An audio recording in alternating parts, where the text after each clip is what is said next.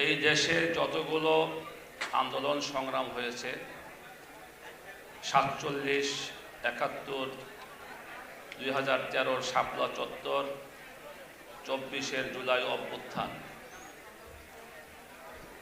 ৪৭, ৭১ সালের আন্দোলন সংগ্রামে আমরা সরাসরি দেখতে পাই নাই, কারণ আমার জন্ম ৭০ সালে। কিন্তু ২০১৩ সালে শাপলা চত্বরে যেভাবে নবী প্রেমিক, রাসূল প্রেমিক, সাহাবা প্রেমিক ঘুমন্ত অবস্থায় এই নবী প্রেমিকদেরকে যেভাবে গণহত্যা চালিয়েছিল তৎকালীন জালেম শেখ হাসিনার সরকার, সেটা স্বচক্ষে নিজে অবস্থান করে আমরা দেখেছি। ওই দিন শাপলা চত্বর অবস্থানের পূর্বে সকাল থেকেই ঢাকার প্রবেশ মুখে অবস্থান কর্মসূচি ছিল।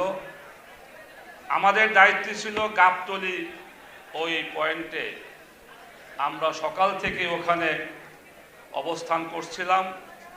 এরপর দুপুরের দিকে আমরা মতিঝিল শাপলা চত্বরের দিকে আমরা মার্চ করি।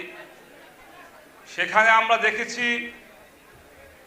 একটি সরকার কিভাবে পরিকল্পিতভাবে হাজার হাজার আইনশৃঙ্খলা বাহিনীর সদস্যদেরকে দিয়ে যে হত্যাযজ্ঞ চালিয়েছে, সেই হত্যাযজ্ঞ যদি আমরা ভুলে যাই তাহলে আমরা জাতির কাছে গাদ্দার হিসেবে পরিচিত হয়ে যাব।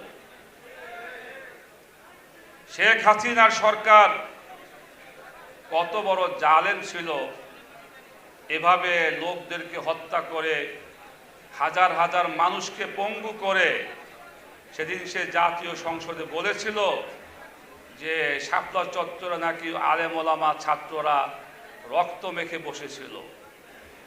এত বড় নিষ্ঠুর, এত বড় মিথ্যাবাদী সরকার প্রধান আমার নজর আর পড়ে নাই।